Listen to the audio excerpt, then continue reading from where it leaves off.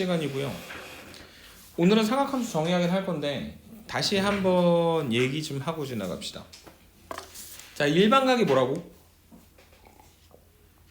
30도나 390도나 750도나 모두 같은 각도인 게 문제라 했죠. 한 바퀴 돌아버리면 원래 자리로 다시 되돌아오는 거니까. 맞습니까? 그래서 시초선 OX랑 동경 OP가 이루는 각 중에 하나를 알파라고 할 때 360도 곱하기 n 몇 바퀴 돌리고 알파만큼 더 해놓은 게 세타가 되게 만들어주는 것을 실제로 그 각이 향하는 모든 각도를 나타낼 수 있는 일반각의 개념이었다. 이렇게 설명드렸습니다. 오케이? 그 다음에 두 번째 배웠었던 게 뭐였냐면 호도법이라고 하는 건데, 호도법은 라디안을 단위로 해가지고 각의 크기를 나타내는 방법이었고, 제일 중요한 건 요거였습니다. 파이 라디안이 몇 도라는 거? 180도라는 거. 근데 라디안은 수학적으로 의미가 있는 각도 표기법이기 때문에 생략 가능하다고 말씀드렸죠. 그래서 제일 중요한 건 파이는 몇 도다? 180도다. 그럼 2분의 파이는 몇 도가 된다? 90도가 되고 3분의 파이는 60도가 된다. 라는 게 아래쪽에다 정리했었던 60분법하고 그 다음에 호도법이 갖고 있는 관계였습니다. 맞습니까?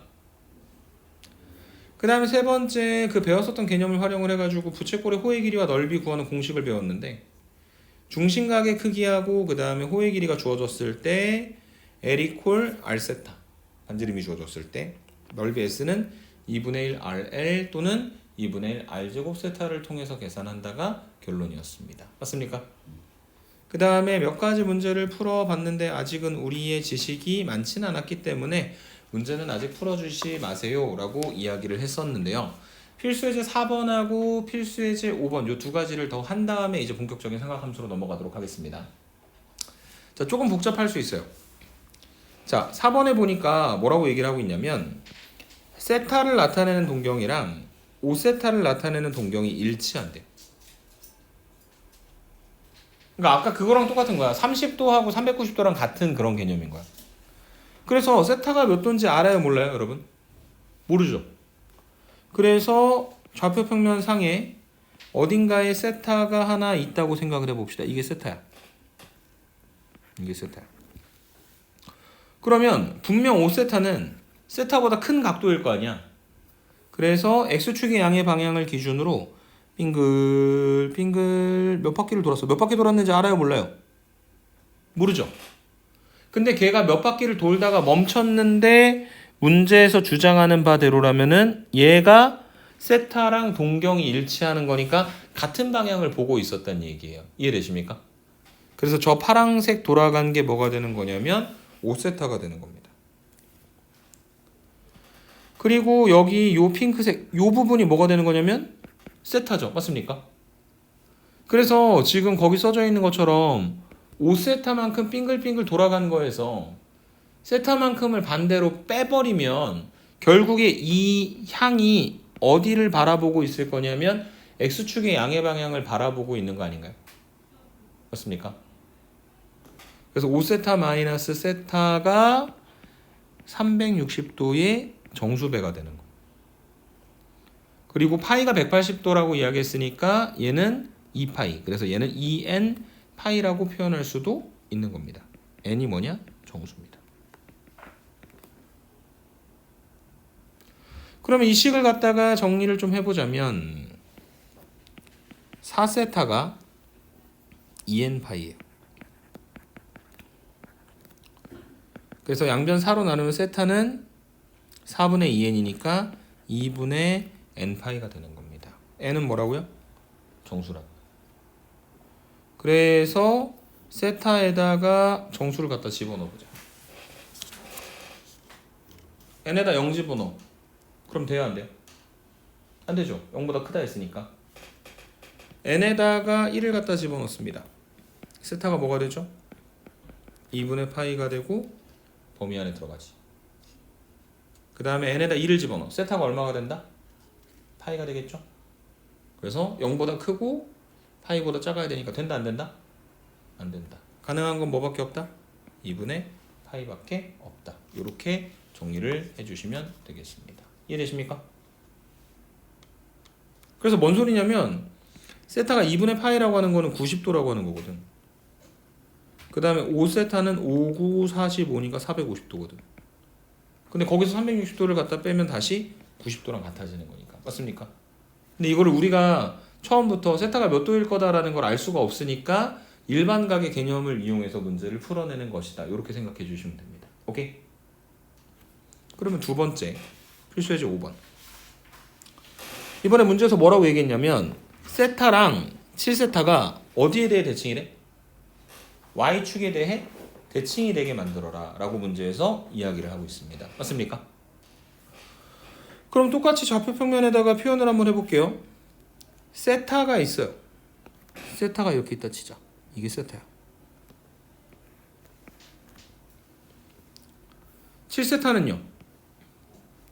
그거보다 더 많이 돌아가는 거죠. 맞습니까? 그래서 X축의 양의 방향을 기준으로 해가지고 여기서부터 빙글빙글 7세타가 돌았다. 그래서 결국 어디를 향해 가고 있는 거냐면 이렇게 어디에 대해 대칭되고 있는 거냐면 Y축에 대해 대칭되는 형태가 되는 거죠. 그래서 여기가 7세타다.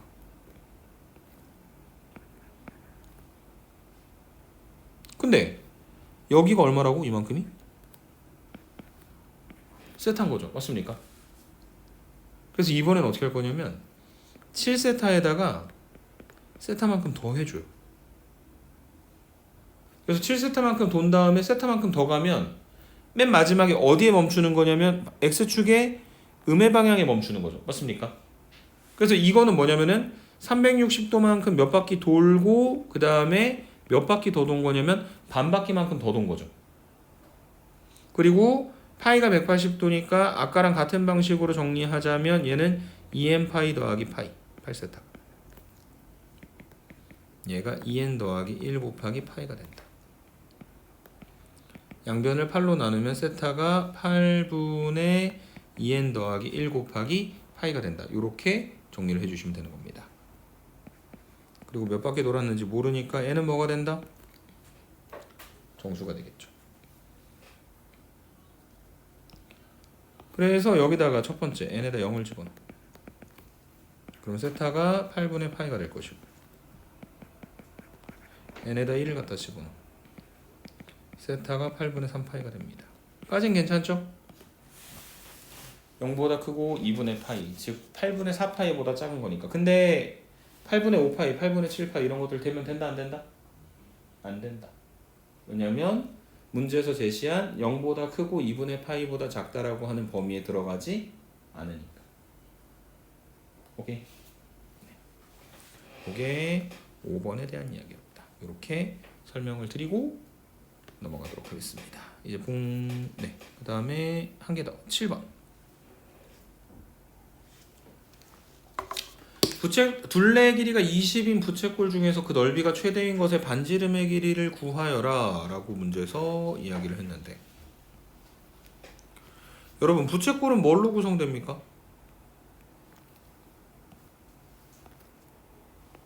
반지름의 길이하고 호의 길이로 구성이 되죠. 맞습니까? 그래서 둘레가 20이라고 하는 거는 반지름이 2번, 호의 길이 1번 합쳐가지고 20이 된다. 근데 부채꼴의 넓이가 뭐냐? 2분의 1 RL이다.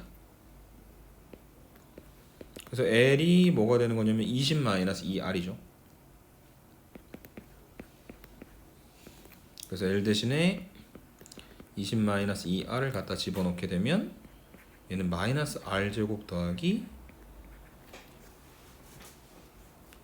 10 곱하기 R이 됩니다. 붙여 읽지 마세요. 기분이 좀 안 좋을 수도 있어요. 뭔 말하는지 모르는 것 같기도 하고. 네. 자, 그래서 마이너스 R제곱 더하기 10 곱하기 R이 넓이인데, 그 넓이가 최대가 되게 만들어주는 반지름의 길이를 구하라고 문제에서 이야기를 하고 있죠. 그럼 이거 아래 가는 몇 차 함수? 2차 함수. 완전 제곱식 만들어야 되겠죠. 네. 그래서 마이너스로 묶어주면 R제곱 마이너스 10 곱하기 R 더하기 절반의 제곱 바깥쪽으로 빠져도 25. 그래서 마이너스 R 마이너스 5의 제곱 더하기 25가 된다. 그래서 위로 블록하고 꼭지점의 좌표가 5,25인 2차 함수가 됩니다. 그래서 넓이의 최대값은 얼마? 25죠. 근데 문제에서 물어보는 거는 넓이가 최대가 되게 만들어주는 반지름의 길이를 물어봤으니까 답은 얼마? 5가 되는 것이다 라고 정리를 해주시면 되는 게 여기 나와 있는 필수예제 7번 문제에 대한 이야기였습니다. 이해되십니까? 네. 그래서 지난 시간에 했었던 부분에 조금 이제 살을 덧대가지고 한번 이야기를 해봤고, 이제 오늘은 본격적으로 삼각함수라고 하는 개념에 대해서 정의까지만 한번 해볼게요. 오케이? 여러분, 삼각함수인데 여기 밑에 보면은 뭐가 보이냐면 얘 뭐라고 읽어요? 사인. 그 다음 얘는 코사인. 얘는 탄젠트. 배워봤죠? 삼각 B라고 불리던 녀석이죠. 맞습니까? 추억을 좀 되새겨 볼까요? 중학교 때 중학교 때 짜자잔 해가지고 직각삼각형이 하나가 있었습니다. 그래서 뭐 예를 들어 여기에 각도의 크기를 A라고 했어요. 여기가 B, 여기가 C. 그러면 거기에 각각의 대응되는 변의 길이가 스몰 a, 스몰 b, 스몰 c가 되겠죠. 그랬을 때 여기는 이 직각삼각형에서 a라고 하는 각도에 대해 사인 값은 b변분의 높이 c분의 a가 되는 거였고, 그 다음에 코사인 a는 b변분의 밑변 c분의 b, 마지막 탄젠트 a는 밑변분의 높이니까 b분의 a가 되는 거다. 이렇게 이야기를 했던 것 같습니다. 맞습니까? 사인은 c분의 a, 코사인은 c분의 b, 탄젠트는 b분의 a.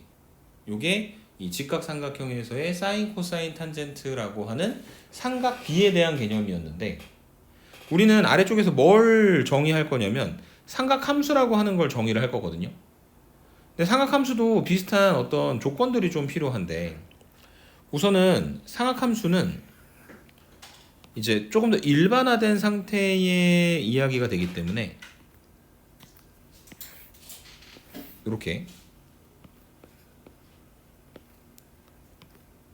x제곱 더하기 y제곱은 r제곱이라고 하는, 중심이 원점 0,0이고 반지름의 길이가 r인 원이 하나 필요합니다. 오케이. 그 다음에 이 원 위에다가 점을 하나 줄 거예요. 여기를 P라고 할게요. 점의 좌표는 x, y입니다. 그랬을 때 동경 OP가 x축의 양의 방향과 이루는 각의 크기를 세타라고 부르도록 할 때, P라고 하는 점에서 x축에다가 수선의 발을 갖다 내려가지고 그 점을 만약에 P'이라고 한다면 얘는 x, 0가 되겠죠. 얘가 스몰 x, 얘가 스몰 y, 그 다음 반지름의 길이가 얼마가 되는 거냐면 r. 수선의 발을 갖다 내렸으니까 저기가 뭐가 될 거냐면 직각이 되는 거겠죠. 맞습니까? 그 저기 보이는 저 POP'이라고 하는 직각삼각형에서 세타라고 하는 각도에 대한 사인 값을 계산을 해보시면 뭐가 나올 거냐면 R분의 Y. 그 다음에 두 번째 저 세타라고 하는 각의 크기를 이용해서 코사인 구해보시면 R분의 X. 마지막 저 세타라고 하는 각에 대해서 탄젠트를 구해보면 뭐가 될 거냐면 X분의 Y. 이렇게 정의하시면 되는 겁니다. 이게 삼각함수예요. 기분이 조금 그렇지 않아요? 그러니까 뭔가 새로운 개념이 나오긴 했는데 이렇게 해버리면 삼각비랑 다를 바가 있어 없어? 전혀 없죠. 그래서 사실 이게 왼쪽에 있는 그림으로 확장되어야 돼요. P가 반드시 1사분면 위에 있을 필요가 없는 거예요. 아까랑 똑같은 개념입니다. 자, 동경 OP가 반지름의 길이가 선분 OP 길이가 R이고 P가 X, Y. 동경 OP가 X축의 양의 방향과 이루는 각의 크기를 세타라고 부르도록 할 때 사인은, 코사인은, 탄젠트는 아까 오른쪽에 써놨던 거랑 똑같죠. 맞습니까? 그래서 그 P가 2사분면에 있으면 X좌표가 음수가 될 거거든. 그러면은 코사인 x가 코사인 세타가 그 다음에 탄젠트가 뭐로 나올 수도 있다는 이야기냐면 음수로 만들어질 수도 있다는 얘기예요. 전혀 상관이 없는 겁니다. 확장된 거예요. 그래서 이 개념을 이용하면 우리가 삼각비라고 하는 건 반드시 직각삼각형 안에서만 생각해야 됐기 때문에 각 자체도 0에서 90도 사이에 있어야 되는데 뭐 예를 들어 사인 330도 같은 것들도 앞으로는 구할 수 있게 되는 겁니다. 오케이? 별로 막 신기해하고 막 그런 것 같진 않네요. 자, 그 다음에 사각함수 값의 부호라고 하는 게 있는데 이거는 외우셔야 돼요. 짠짠 얼 싸 탄 코입니다. 얼싸탄코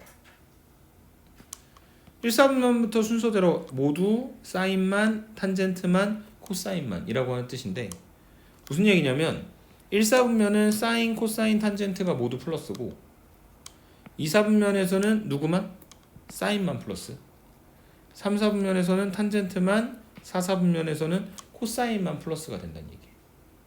근데 이유가 뭐냐면 사인이 r분의 y였고 코사인이 r분의 x였고 탄젠트가 x분의 y인데 r은 무조건 양수예요. 반지름이거든. 그래서 얘는 플러스 플러스 여기는 마이너스 플러스 마이너스 마이너스 플러스 마이너스 이렇게 만들어지잖아. 그래서 예를 들어 2사분면 같은 경우에는 x좌표가 마이너스가 되기 때문에 코사인도 탄젠트도 음수가 되지만 r분의 y로 정의되는 사인은 무조건 양수일 수밖에 없는 겁니다. 이해되시죠? 그래서 얘가 얼싸탄코라고 하는 개념이 있다라는 것까지만 설명하고 문제 한 개만 풀고 오늘은 마무리를 짓도록 하겠습니다. 필수예제 8번입니다. 그래서 아까 얘기했었던 그 정의 방식이에요. 사인이 뭐라고요? r분의 y입니다. 그 다음에 지금 이 p라고 하는 점의 좌표가 뭐라고 설정됐냐면 3,-4라고 돼 있죠. 그러니까 x가 3이고 y가 -4고 그 다음에 r은 저 p하고 원점과의 거리니까 루트 x제곱 더하기 y제곱입니다. x제곱 더하기 y제곱은 r제곱이라고 하는 원을 가지고 이야기하는 것이기 때문에도 그렇습니다. x는 3이니까 제곱하면 9, -4는 제곱하면 16. 그래서 반지름이 얼마가 되는 거냐면 5가 된다. 그래서 사인 세타는 r분의 y니까 -5분의 4. 코사인 세타는 r분의 x니까 5분의 3. 탄젠트 세타는 x분의 y니까 -3분의 4. 그래서 갖다 곱해보시면 5 곱하기 -5분의 4 -5 곱하기 코사인이니까 5분의 3 6 곱하기 -3분의 4 그래서 -4 -3 -8 계산하면 얼마가 된다? -15가 된다. 이렇게 정리를 해주시면 되겠습니다. 이해될까요? 네. 오늘은 여기까지입니다.